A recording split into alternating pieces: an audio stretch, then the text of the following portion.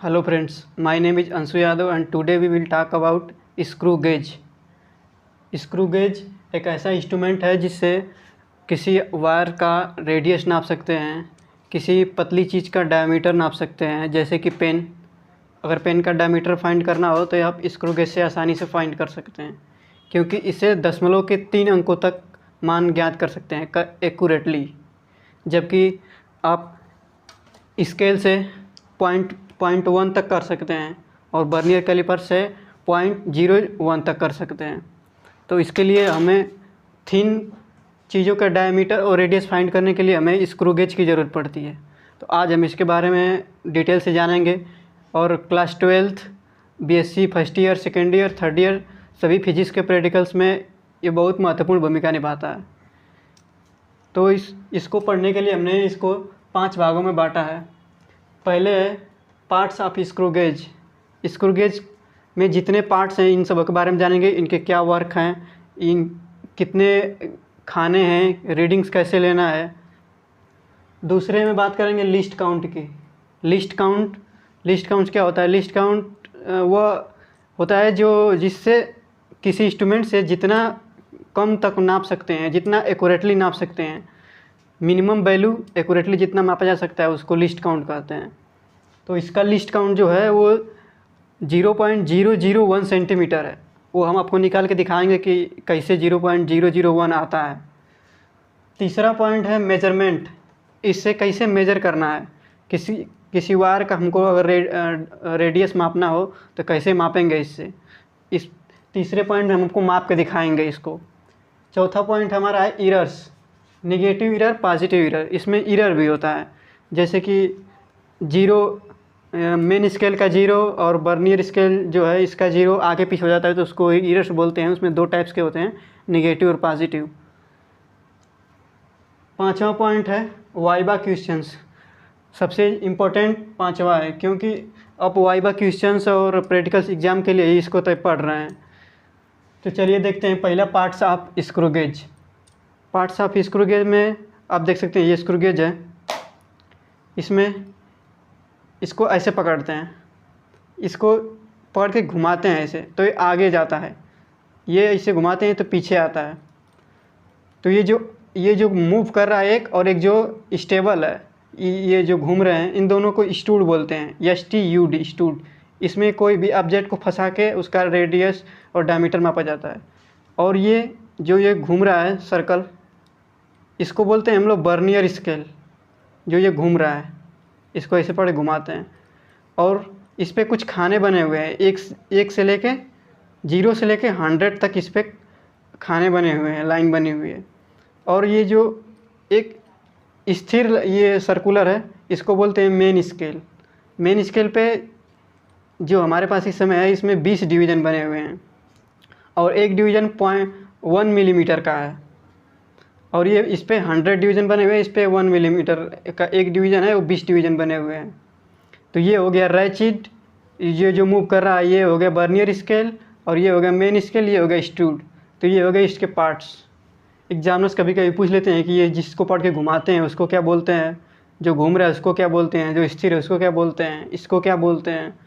तो आपको क्लियर हो गया होगा। इसको रैचिड बोलते हैं जिसको पढ़ के घुमाते हैं, जो घूम रहा है उसको बोलते हैं वर्नियर स्केल, और जो स्थिर है उसको बोलते हैं मेन स्केल, और ये जो जिनके बीच ऑब्जेक्ट को फंसाया जाता है इसको बोलते हैं स्टूड।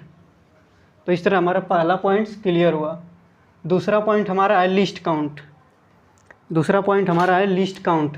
तो इसका लिस्ट काउंट होता है स्क्रू गेज का 0.001 सेंटीमीटर।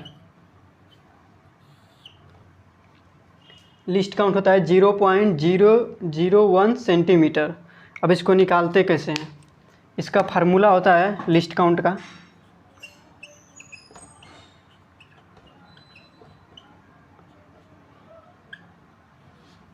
लिस्ट काउंट का फार्मूला होता है कि मेन स्केल पर 1 डिवीज़न, तो 1 division on the main scale upon total number of divisions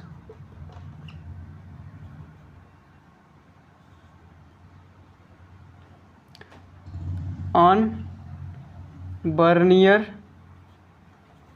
scale. तो इसके 1 डिवीज़न मेन स्केल में जो है, इस पे यहाँ पे आप देख सकते होंगे, 0 के बाद यहाँ है 5, 10 और इसको पीछे करेंगे तो 15, 20। तो जो एक डिवीज़न ऑन मेन स्केल है वो है 1 millimetre upon total number of division जो हैं जो इस पे बने हुए हैं वर्नियर स्केल पे।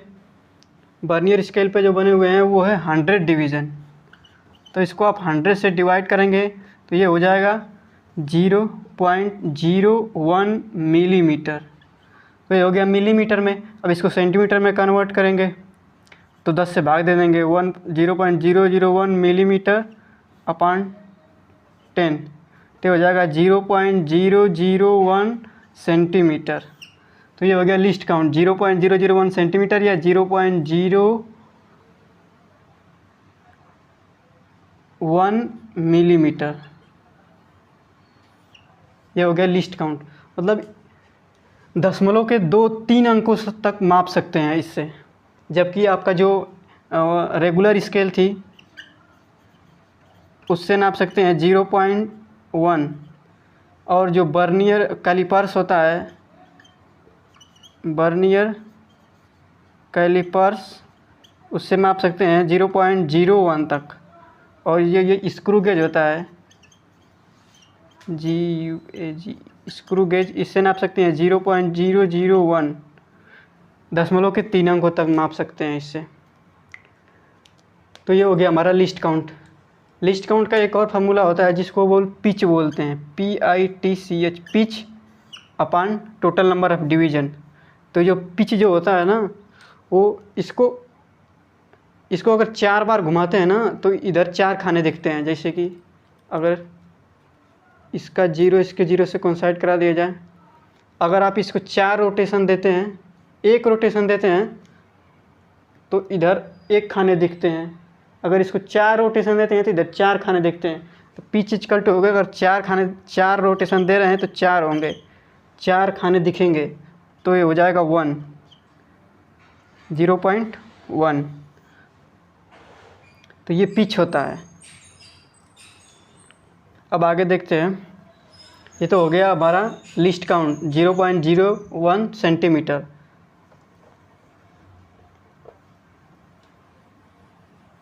लिस्ट काउंट क्या होता है, लिस्ट काउंट की डिफिनीशन ये पूछते हैं एग्जामिनर ज़रूर। अब आगे देखते हैं मेजरमेंट कैसे करते हैं। तो ऑब्जर्वेशन में हम देखेंगे कि इस पेन का डायमीटर फाइंड करेंगे। पेन का डायमीटर फाइंड करने के लिए सबसे पहले पेन को इसको ऐसे पीछे की तरफ खोलेंगे, पेन को इसके बीच, दोनों स्टूडों के बीच ऐसे दबा देंगे और तब तक दबाएंगे जब तक यहाँ एकदम टाइट ना हो जाए। यहाँ पे रैचिड आवाज़ करने लगती है, चुट चुट। अब इसे दब जाने के बाद इसका एक फार्मूला होता है डायमीटर का, main scale reading multiply by pitch plus circular scale reading, circular scale division multiply by list count. तो इसमें हम कैसे देखेंगे, यहाँ देखिए मैं फोकस कर रहा हूँ दिखाने की, लेकिन आप जब वायर का प्रैक्टिकल लैब में निकालेंगे तो आप देखेंगे कि इसमें वायर को दबाने के बाद मेन स्केल रीडिंग, जितने खाने यहाँ दिख रहे हैं आपको 0 से 1 2 3 3 4 5 6 7 8 खाने हमको दिख रहे हैं।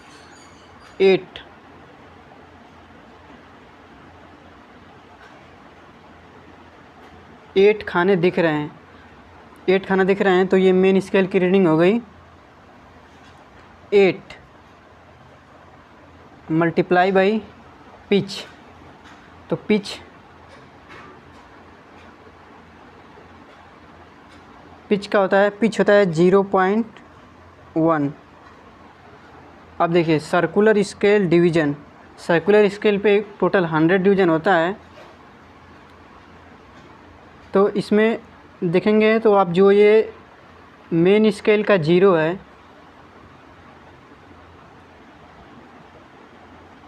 मेन स्केल का जो 0 है, इससे एक लाइन गई हुई है। ये लाइन इस वर्नियर स्केल के सर्कुलर स्केल के जिस पॉइंट पर कंसाइड करेगी उसको वही होती है सर्कुलर स्केल रीडिंग। तो ये आप देखेंगे ये यहाँ पे दिया है 20, 30, 30 के बाद देखेंगे तो 31, 31, 32, 33, 34 और 34 है। तो ये हो जाएगी circular scale reading 34 multiply by least count. हमने देखा लीस्ट काउंट कितना होता है इसका 0.001। ये सब सेंटीमीटर में है, ये पिच भी सेंटीमीटर में है। ये 1 मिलीमीटर होती है तो सेंटीमीटर में 0. अब इसको 8 कर देंगे तो ये हो जाएगा 0.8 प्लस ये 34 का करेंगे तो कितना हो जाएगा 0.034। तो ये हमारा आ गया इसका डायमीटर पेन का 0.834 सेंटीमीटर। अब ये तो डायमीटर हो गया। अगर आपको रेडियस निकालना है, रेडियस तो इसको 2 से डिवाइड कर देंगे। 0.834 को 2 से डिवाइड कर देंगे तो हो जाएगा 0.417। ये हो गया आपका इतना सेंटीमीटर रेडियस। अगर इसका रेडियस हमको फाइंड करना था तो इसका डायमीटर इतना हो गया, इतना सेंटीमीटर, इसका रेडियस हो गया 0.417 सेंटीमीटर। इस तरह से प्रैक्टिकल एग्ज़ाम में ज़्यादातर हमको वायर फाइंड करने की ज़रूरत पड़ती है। और प्रैक्टिकल एग्ज़ाम में इसी पेन को या वायर को 3 अलग अलग जगहों पे सेम रीडिंग निकाल के फिर उनका मीन लेना होता है। जैसे ये रीडिंग 0.834 हमने यहाँ पे निकाला। अब इसको ऐसे खोलेंगे। अब यहाँ पे यहाँ के इसके इस छोर पे फिर से नापेंगे, फिर से यही कार्यक्रम करेंगे। यही करने के बाद जो आएगा उसको लिख लेंगे। फिर से इसको इधर आगे यहाँ पे फिर से इसको यहाँ पे नापेंगे। यहाँ पे इसको ऐसे दबाएंगे और फिर यहाँ की। तो इस तरह से आपको हमने इस पेन का डायमीटर निकाला जो आया 0.834 सेंटीमीटर। अब आप इसको अगर रेडियस में 2 से डिवाइड कर देंगे तो रेडियस आ जाएगा 0.417 सेंटीमीटर। प्रैक्टिकल्स में तो ज़्यादातर वायर का ही निकालना पड़ता है। तो रेडियस और डायमीटर फाइंड तो हो गया। अब देखेंगे ये पार्ट्स ऑफ स्क्रू गेज हो गया, लिस्ट काउंट हो गया, मेजरमेंट हो गया, बच गए एरर्स और वाइवा क्वेश्चंस। तो ये हम नेक्स्ट वीडियो में डिस्कस करेंगे क्योंकि ये वीडियो काफ़ी लंबा हो रहा है अब। तो इस तरह एरर्स और वाइवा क्वेश्चंस नेक्स्ट वीडियो में डिस्कस करेंगे। आपको प्लेलिस्ट में भी मिल जाएगी, इस वीडियो के डिस्क्रिप्शन में भी उसका लिंक डाल दूँगा, देख लीजिए एरर्स और वाइवा क्वेश्चंस। बाकी आपको समझ में आया होगा, मैं ऐसा आशा करता हूँ। वीडियो यहाँ तक देखने के लिए धन्यवाद।